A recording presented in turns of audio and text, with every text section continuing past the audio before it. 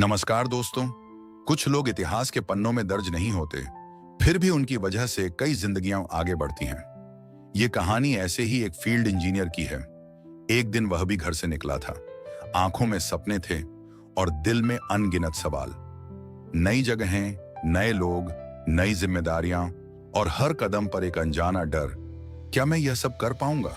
लेकिन जिंदगी ने उसे सिखाया कि साहस का मतलब डर का न होना नहीं, बल्कि डर के बावजूद आगे बढ़ते रहना है। तपती धूप हो, बारिश से भरी सड़कें हों, देर रात के सफर हों या अपनों से दूर बिताए गए त्योहार, वह चलता रहा क्योंकि उसे पता था कि उसके काम के पीछे सिर्फ मशीनें नहीं हैं। किसी अस्पताल के बिस्तर पर लेटे एक मरीज की उम्मीद है, किसी माँ की अपने बच्चे के लिए की गई प्रार्थना है, किसी पत्नी की अपने जीवन साथी के स्वस्थ होने की आस है, किसी परिवार की राहत भरी सांस उससे जुड़ी हुई है।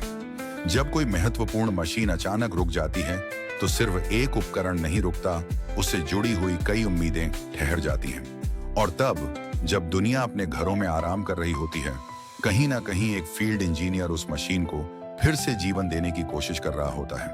वह शोर नहीं मचाता, अपनी उपलब्धियों का बखान नहीं करता, बस चुपचाप अपने कर्तव्यों को निभाता रहता है। जब मशीन फिर से चल पड़ती है, जब किसी परिवार के चेहरे पर राहत लौट आती है, जब किसी मरीज के उपचार की राह फिर से खुल जाती है, तब उसकी थकान भी संतोष में बदल जाती है। दुनिया उसे नाम से याद करे या न करे, लेकिन उसकी निष्ठा, उसका त्याग और उसका समर्पण कई उम्मीदों को जिंदा रखता है। क्योंकि इंसान की असली पहचान उसके नाम से नहीं, उसके निभाए हुए कर्तव्यों से होती है।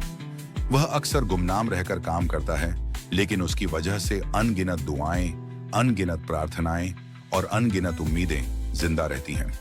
और शायद यही एक सच्चे फील्ड इंजीनियर की सबसे बड़ी पहचान है।